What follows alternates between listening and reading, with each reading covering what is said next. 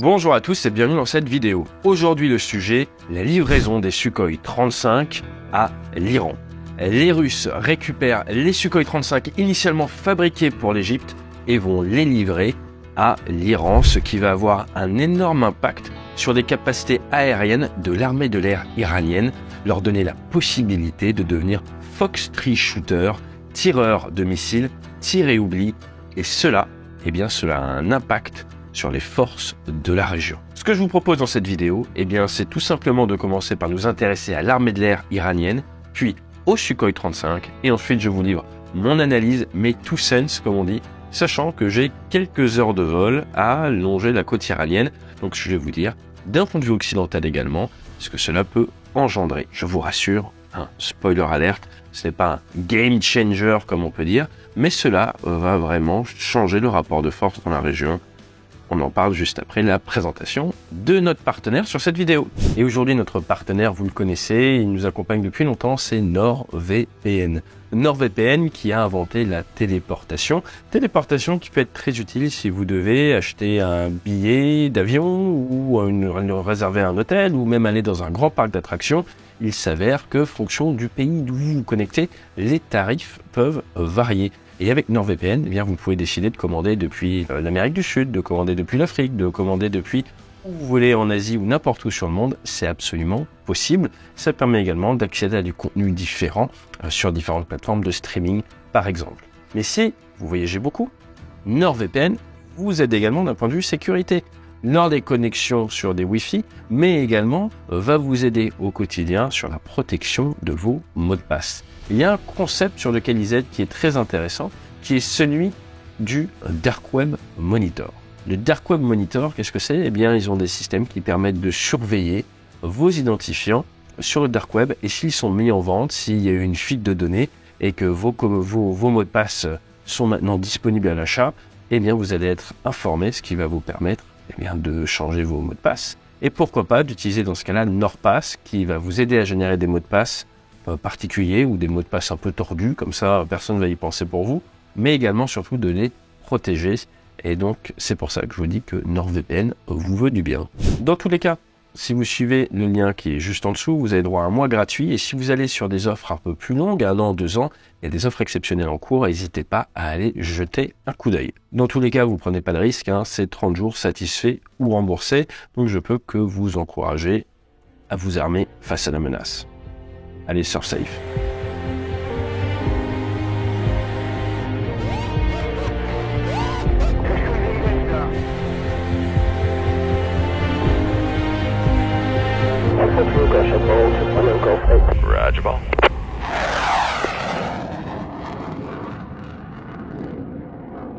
Juste avant d'attaquer, sachez qu'en 2023, on a brainstormé, on a prévu de faire pas mal de jeux concours, que ce soit pour gagner des livres, mais également peut-être des expériences aéronautiques. J'en dis pas plus, mais si vous voulez suivre tout ça et participer à ces concours, c'est sur Instagram que ça va se passer.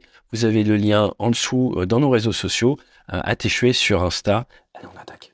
Alors, nous allons commencer par nous intéresser à l'armée de l'air iranienne, armée de l'air qui compte à peu près 30 000 personnes et qui a été créée en 1925. Ce qu'il faut savoir, c'est que l'Iran, avant 1979, était un allié de l'Occident lors de la guerre froide. C'est donc naturellement que les États-Unis, mais pas que, leur ont vendu beaucoup de matériel et leur armée de l'air est montée jusqu'à 730 hélicoptères et 420 aéronefs de combat. Des F-4, des F-14, les fameux Tomcat, des F-5 et derrière également des Mirage F-1.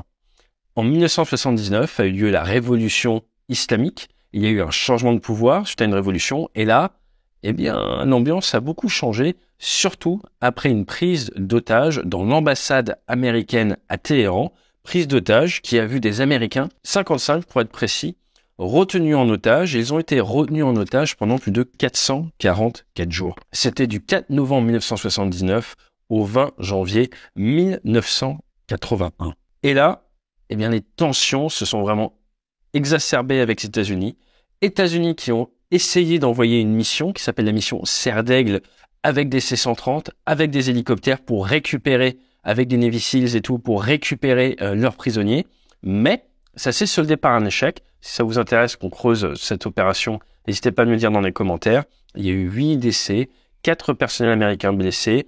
Pour faire simple, un des hélicoptères en redécollant après un ravitaillement dans le désert alors qu'ils avaient décidé d'annuler la mission a tapé un C-130. Le C-130 avait de l'armement à bord, ça a pris feu, des personnes ont brûlé. Enfin bref, ça a été une vraie catastrophe. Ça a beaucoup joué sur la politique américaine et derrière, les Américains, comme ils savent faire, ils ont un petit peu verrouillé. Et depuis, grosse tension avec l'Iran. J'ai même pas envie de rentrer dans la politique moderne, mais c'est quelque chose de ongoing, si on peut dire. À partir de là, lors de la révolution islamique, il y a également eu des purges dans l'armée iranienne et l'Irak s'est dit c'est le bon moment pour attaquer l'Iran et ça a lancé la guerre Irak-Iran qui a duré 8 ans, de 1980 à 1988, qui a vu une multitude de combats aériens. Je pense que ce serait une bonne chose de les couvrir d'ailleurs sur cette chaîne parce qu'il y a quand même 244 victoires réclamées par les Iraniens, 70 victoires aériennes réclamées par l'Irak, de nombreux tirs à cause des SAM, de nombreux avions perdus à cause des SAM. 60% des avions iraniens ont été perdus à cause des systèmes solaires irakiens. Et grosso modo, eh bien, l'armée de l'air iranienne a perdu 50% de sa puissance lors de ce moment. Ce qu'il faut noter également, pour bien comprendre l'importance de la région, c'est qu'il y a le détroit d'Ormuz. Le détroit d'Ormuz, c'est 30% du pétrole mondial qui y passe. C'est à peu près 2400 pétroliers par an. Ce détroit Ormuz, eh bien, il tient son nom d'une île iranienne qui est au nord du détroit. Un détroit qui fait au plus étroit 55 km de large, 193 km de long, qui a une profondeur moyenne qui est pas très élevée, qui est de l'ordre de 80 mètres. C'est plus profond du côté d'Oman, donc au sud, c'est pour ça que la plupart des bateaux y passent. Mais lors de cette guerre Iran-Irak, les Irakiens se sont dit, nous allons attaquer les pétroliers iraniens pour les attaquer d'un point de vue financier, pour les empêcher de tenir dans la durée. Les Iraniens ont décidé de faire la même chose. Ils ont même attaqué un peu les alliés de l'Irak, l'Arabie Saoudite, le Koweït. Et rapidement, il y a eu des attaques sur les tankers et les forces occidentales ont dû venir s'interposer. Elles se sont interposées. Elles ont été, pour certaines, touchées, notamment une frégate américaine touchée par une mine sous-marine mise par les Iraniens. Et derrière, il y a eu pas mal de bras de fer, pas mal de petites opérations qui ont eu lieu dans la région avec des petits conflits entre les États-Unis et l'Iran. À savoir quand même qu'il y a un cas très connu, l'Iran Air 665, c'était le 14 mars 1988, un Airbus A300 iranien qui décolle pour rejoindre le sud du détroit d'Ormuz, et avec 290 personnes à bord, il a été engagé par une frégate américaine qui a cru que c'était un F-14. Il y avait effectivement un F-14, mais il avait décollé après. Donc, erreur d'authentification, ils ont abattu et tué 290 civils. Tout ça pour dire, nous sommes dans une région complexe, une région où il y a de nombreuses escarmouches, de nombreuses petites phases de tension qui à chaque fois font quelques morts sans pour autant forcément partir dans une grosse escalade. L'armée de l'air iranienne, c'est donc à l'heure actuelle quelques F-4, des MiG-29, des F-14. Ils ont été récemment remis en vol, mais malheureusement le 18 juin 2022, eh bien, il y en a un qui s'est écrasé. Officiellement, ça avait été retiré il y a quelques années, mais voilà, ça vole encore un petit peu. Des F-5 de fabrication américaine, les fameux MiG-28 qu'on retrouve dans Top Gun, des J-7, vous avez du Sukhoi 24 d'attaque au sol, vous avez quelques Mirage F1, et au niveau des avions de transport, du C-130, de l'IL-76, ils ont du 747, du 707 et du P-3. Ils ont du 747 ravitailleurs, c'est pas banal. Donc au final, c'est une armée de l'air qui historiquement était très massive, qui a très bien combattu lors de la guerre Iran-Irak, à la surprise un peu des Irakiens, et qui se retrouve avec un ratio de kills en combat aérien de 5 pour 1 contre les Irakiens. De nombreux Irakiens ont d'ailleurs été formés en France, donc c'est à souligner. Et à l'heure actuelle, eh bien, c'est une armée qui est sur la pente descendante, qui a des budgets de quelques milliards de dollars par an, mais qui a une vocation plutôt de protection. Ils n'ont pas vraiment de grosses capacités de tirer-oubli, même si le F-14 avec le missile Phoenix, qui a d'ailleurs eu de très belles victoires contre les Irakiens, et même un missile Phoenix, une fois qui a explosé et qui a battu plusieurs avions irakiens d'un coup, grâce à la taille de la charge militaire, eh bien, cette capacité un peu de tirer-oubli ne l'ont pas plus que ça en ce moment, et la capacité anti-navire, pareil, à l'heure actuelle, ils n'ont pas vraiment ce qui se fait de mieux, et c'est là où l'arrivée du Sukhoi 35 risque de bouger les choses. Alors, Sukhoi 35. Sukhoi. Est-ce que vous savez qui est Sukhoi? Alors, Sukhoi, ça a été créé, la compagnie, par Pavel Sukhoi. Jusque-là, c'est assez simple. Ça a été créé en 1939. 31 000 personnes. Maintenant, ça appartient à une grosse entité. Mais c'est intéressant de suivre un petit peu la vie de Pavel, qui est né le 22 juillet 1895 en Biélorussie. Il a eu 5 sœurs, et lui, qu'est-ce qu'il a fait? Eh bien, il a initialement combattu pendant la Première Guerre mondiale. Il s'est servi dans l'artillerie. Après, il a été un petit peu professeur d'école. En 1920, il se retrouve démobilisé. Il est pas à l'université. Les études, c'est important. Et là, qu'est-ce qui se passe? Il fait une thèse sur des avions de 300 chevaux. Il se retrouve, lors de cette thèse, à avoir comme maître de thèse un certain Tupolev. Et derrière, il va travailler pour Tupolev. Et sa carrière va être une succession, on va dire, de plein gaz, plein réduit, fonction eh bien, de ses relations avec la politique soviétique. Pourquoi je vous dis ça? Parce que initialement, il travaille sur le Sukhoi 2, qui est un avion de reconnaissance et de bombardement léger. Il y en a 910 qui sont construits. Il est produit du côté de Kharkiv, en Ukraine. Et lors de l'invasion allemande, l'opération Barbarossa, il y en a 222 qui sont détruits. Et donc là, après, derrière, ils changent un petit peu de projet et ils se mettent à travailler sur le Sukhoi 6, qui sera le concurrent de l'IL-2, le fameux tueur de chars. À certains points de vue, le Sukhoi 6 était mieux, mais c'est l'IL-2 qui est retenu. Il récupère quand même un prix et il continue de pouvoir avancer, monsieur Pavel Sukhoi, avec ses équipes. Et au final, eh bien, en 1949, Staline décide de l'interdire de continuer à travailler avec son bureau Sukhoi. Et il se retrouve aux ordres d'Andrei Tupolev. Ça dure comme ça jusqu'au décès de Staline. En 1953, il peut rouvrir son bureau. Et là, on leur doit pas mal d'innovations aux équipes de Sukhoi. Parachute frein, le siège éjectable avec un rail pour les soviétiques. Et derrière, il va travailler sur pas mal d'avions. Tout ce qui est en Sukhoi, vous en connaissez sûrement pas mal. Celui qui nous intéresse aujourd'hui, c'est le Sukhoi 35 Flanker E, qui vient en fait du T-10. C'est son petit nom russe, qui est en fait le Sukhoi 27. Pavel n'a jamais vu voler son Sukhoi 27. C'est le dernier avion sur lequel il a travaillé. Le premier vol est en 1977. Pavel est décédé en 1975. Donc ce Sukhoi 35, c'est en fait un Sukhoi 27M modernisé. Ça a commencé à travailler dessus en 1988. Et derrière, eh bien, ils se sont dit, on va le rebrander, on va le renommer Sukhoi 35 pour le marché export. Ils ont fait des petites modifications. La version de 88, il y avait des canards. La version de 2008, c'est des gouvernes au niveau des réacteurs qui peuvent bouger. Donc, ça permet une forte manœuvrabilité, de l'hypermanœuvrabilité. Et la version de 2008, on se retrouve avec du glass cockpit, donc des écrans. On se retrouve avec du HOTAS, Hands-on Throttle and Stick. Donc, vous pouvez tout faire depuis vos mains. Je vous rappelle que sur Rafale, c'est 128 fonctions accessibles depuis les mains, ce qui permet, sous facteur de charge, d'appuyer sur les boutons, de bien gérer sa machine sans perdre de temps. Un radar Irbis E. Alors, attention, les radars, à l'heure actuelle, vous avez les antennes électroniques actives et les passives. Le Sukhoi 35, à l'heure actuelle, est équipé de passifs. Ce n'est pas ce qui se fait de mieux. Ce qui se fait de mieux, c'est l'actif. Sur Rafale, à peu près 10 à 30% de la flotte, je crois que c'est 30% d'après la dernière audition du chef d'état-major des armées, de l'armée de l'air est équipé en actif. Le reste, c'est en passif. Différence entre passif et actif, il n'y a pas photo, je ne vais pas vous donner des chiffres, mais vous préférez avoir de l'actif.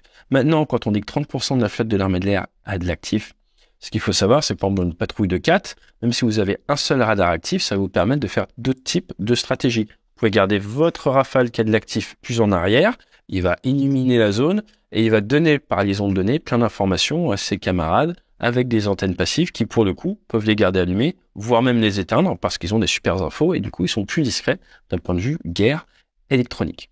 Donc le Sukhoi 35, un gros radar, mais ce n'est pas ce qui se fait de mieux à l'heure actuelle sur le marché. Derrière, il a un OLS. Donc, c'est quoi? C'est un capteur infrarouge qui va lui permettre, en fait, de détecter les sources de chaleur. Et typiquement, dans le cas, par exemple, d'un F-35 qui veut faire du vol supersonique et sur la post-combustion, ça va l'aider à le détecter, à l'identifier, à l'engager. Ils ont eu des petits soucis, comme la plupart des constructeurs, lors de la fabrication initiale. Faut pas tirer au boulet rouge sur les Russes pour ça. En Occident, c'est pareil. Sur les prototypes, ça se passe pas forcément bien. En avril 2009, le 4e prototype, lors d'un essai d'accélération arrêt, il n'arrive pas à couper la post-combustion. Il fait une sortie de piste avec la post-combustion allumée. Le pilote s'éjecte et est brûlé. Et finalement, l'avion est perdu. Opérationnel depuis 2018 officiellement, cet avion a initialement été acheté par les Russes, alors qu'ils voulaient plutôt en faire de l'export. Il a donc été acheté par l'armée de l'air russe, à peu près 110, ça devrait monter à 128.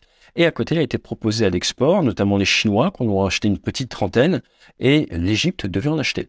Or, comme vous le savez, ces dernières années, il y a eu un durcissement des sanctions face à la Russie, et tous les contrats potentiels, comme par exemple l'Égypte ou encore en Asie, eh bien, la plupart des pays se sont dit, on va pas acheter russe à cause des sanctions promises par les Américains si on chope du matériel russe. À partir de là, les marchés export se sont fermés pour les Russes et les avions prévus pour l'Égypte ont donc trouvé un nouvel acquéreur pour un pays qui est déjà sous embargo américain, à savoir l'Iran.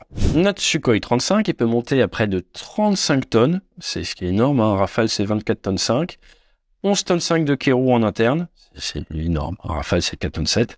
Il peut pousser 2 fois 14 tonnes au niveau des réacteurs. Les Russes sont réputés pour la puissance de leur réacteur. Il est vendu à Mach 2,25. Le Rafale est vendu à Mach 1,8. Vous pouvez embarquer énormément de choses sous les ailes. Du R-77, qui est le missile Fox 3, l'équivalent un peu du Mika ou de l'AIM-120 américain. Il peut en prendre 12, 2 fois plus qu'un Rafale. Mais il peut également prendre 2 R-37. Les R-37 qui sont l'équivalent du Météore, donc des missiles tirés et oubliés, un peu comme le Phoenix, qui vont aller très très loin. Plutôt pensés pour des ravitailleurs ou des avions radars, des avions qui vont rester plus ou moins dans une même zone et pendant qu'ils tournent, vous envoyez des missiles parce que les temps de vol sont très très longs. Donc ça, il peut en embarquer également. Ça aurait été utilisé en Ukraine, c'est R-37 apparemment efficacement. Et sinon, vous pouvez mettre plein de choses sous les ailes. Vous pouvez mettre de l'anti-radar, vous pouvez mettre de l'anti-navire, ou sinon, on pouvait mettre des bombes. Et c'est assez cocasse, c'est très russe, mais vous voyez des Sukhoi 35 avec des bombes non guidées, ce qui est un peu aberrant d'un point de vue occidental. Mais c'est comme ça. En tout cas, vous pouvez avoir plusieurs tonnes d'armement, et vous avez surtout beaucoup de points d'emport, ce qui est un des points forts des Russes. Alors au final, quoi penser de cette livraison de Sukhoi 35 à l'Iran? Bien, l'Iran, c'est un grand pays. 84 millions d'habitants, 740 km de côte du côté de la mer Caspienne, des montagnes qui montent à 5600 mètres, un pays qui est énorme, près de 3 fois la France, un pays isolé sur le plan international, mais un pays débrouillard. On l'a vu avec leur programme de drones, on l'a vu avec leur programme d'armement, c'est un pays qui avance bien. Le fait d'avoir ces Sukhoi 35, ça leur donne une nouvelle version technologique, car c'est pas encore, comme je vous le disais, c'est pas de la 5e génération, c'est pas de la 6e génération, mais on est sur de la 4e génération, on est surtout sur un avion qui va leur permettre d'emporter de l'A-12, qui va leur permettre d'emporter du R-37 et qui va leur permettre d'emporter de très très gros missiles air surface. Un exemple, c'est le Yakound. Opérationnel depuis 2002, il est également appelé le P-800, ça fait 3 tonnes, ça monte à Mach 2,6, charge militaire de 300 kg, vous tirez ça contre un navire, ça va faire mal au bateau. Maintenant, ils peuvent également porter des KH-31, des KH-59. Donc, en fait, ça va leur donner un vecteur qui peut emporter les derniers missiles russes. Et pour la région, quand on regarde historiquement ce qui s'est déjà passé, eh bien, on est obligé de le prendre en compte. Pourquoi on est obligé de le prendre en compte? En face de l'autre côté, qu'est-ce que vous avez? Vous avez du Typhoon, vous avez du Rafale, vous avez du F-16, vous avez du F-18. Ça parle peut-être de livrer du Rafale pour l'Irak, et vous avez forcément les Israéliens qui ont le F-35 et qui s'intéressent de plus en plus au F-15EX dont nous allons reparler. Le fait que ces Sukhoi 35 qui vont avoir l'allonge nécessaire pour éventuellement aller tirer des missiles contre l'Iran, ça va jouer dans la région. Maintenant, attention, les Iraniens n'ont pas la réputation d'utiliser leur armée de l'air pour aller faire de l'offensif, mais du fait de la géographie du Golfe, régulièrement, vous avez des groupes aéronavals qui viennent s'installer pas très très loin de l'Iran.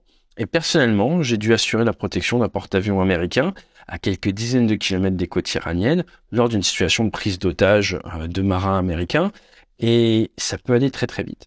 Qu'est-ce qui peut aller très très vite? Entre le moment où vous avez un avion qui décolle et le moment où il peut être à portée de tir contre un navire de la coalition, dans cette zone-là, ça va très très vite. Et c'est pour ça qu'avoir des avions avec une forte disponibilité, parce qu'à l'heure actuelle, le talon d'Achille des Iraniens, c'est leur disponibilité. Ils n'ont pas beaucoup d'avions, ils sont très vieux. Là, s'ils récupèrent une trentaine d'avions modernes, on sait que peut-être sur un surge, sur un moment donné, ils savent en mettre 20, 25 en l'air. 20, 25 en l'air avec 12 missiles à A12, ça fait beaucoup de missiles. 20, 25 en l'air avec une quinzaine qui prennent des P-800, et s'ils attaquent tous le même bateau, statistiquement, ça va faire but. À un moment, ils vont réussir à avoir le bateau. Donc ça leur donne une capacité de nuisance crédible au large de leur côte. Il faut également savoir que les Iraniens, c'est un des pays au monde qui ne reconnaît pas les 12 nautiques d'eau territoriale. Pour eux, c'est 16 ou 18, je sais plus de mémoire. Et donc, du coup, à partir de là, dès qu'on s'approche un petit peu de leur côte, ils vous appellent à la radio, ils disent poussez-vous et tout. Où on a un script qui est vu avec des légades, c'est le terme, avec des personnes qui ont une formation juridique. Et on est censé leur répondre, this is an international aircraft, je suis un avion international qui fait partie de la coalition, qui est dans haute mer, en train de faire un vol dans mon bon droit. En gros, pour faire ça, pour faire simple, c'est ce qu'on dit. On est quasiment jamais, voire jamais intercepté. Avec les Sukhoi 35, s'ils ont envie de monter un peu en pression, ils vont pouvoir nous intercepter, un peu comme ce qu'ils font dans le détroit d'Ormuz, où ils ont souvent des embarcations légères qui vont harasser, c'est le terme utilisé, embêter les navires de guerre qui traversent, où ça met de la pression. Donc là, ils vont avoir une capacité supplémentaire de faire monter la pression, de titiller, sans pour autant passer le fil rouge, mais de titiller les forces de la coalition. Et si à un moment, un avion de la coalition réagit mal, si à un moment ça se passe mal, mais on peut se retrouver avec une escarmouche, comme il y a déjà eu dans le passé dans cette région, et donc une augmentation de la violence tout à fait possible. Donc, au final, d'un point de vue macro, c'était pas un game changer, ils n'ont pas un nombre suffisant, c'est pas comme s'ils récupéraient 300 avions d'un coup, c'est qu'une trentaine d'avions, donc ça va pas faire peur à tout le monde autour, mais dans un rapport de force immédiat, ils vont pouvoir peut-être augmenter la pression sur des navires qui viennent travailler dans toute légalité, à 20-30 km de chez eux, et dire, maintenant, vous approchez plus de chez nous, vous surveillez un peu plus, on vous flique un peu plus, ce qui est de bonne guerre, il faut être franc au vu du droit international, parce que l'Occident, on se gênerait pas de faire la même chose. Donc voilà, notion de Fox Shooter, nouveau matériel, ça va forcément avoir un impact. Maintenant, l'autre point intéressant, ces avions étaient stockés donc dans l'est de la Russie, étaient promis à l'Égypte. Je suis sûr que la Russie aurait pu les acheter et les récupérer pour son armée de l'air.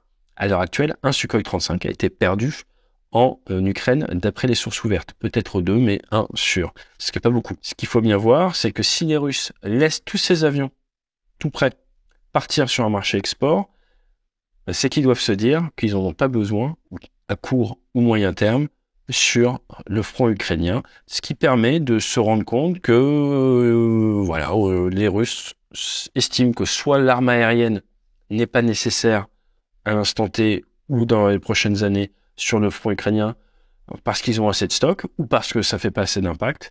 Mais dans tous les cas, voilà, je sais pas encore comment l'analyser, il faudrait réfléchir un petit peu, voir avec le temps, mais c'est intéressant de voir qu'en tout cas, ils n'estiment pas en avoir besoin. Leurs intérêts vitaux ne sont pas attaqués s'ils livrent ces 30 avions, ce qui est assez étonnant, surtout à un moment où la rhétorique occidentale va de plus en plus vers une livraison quand même d'avions type F-16. Est-ce que cette livraison de Sukhoi 35 va manquer aux Russes d'ici 6 mois, 1 an, 2 ans?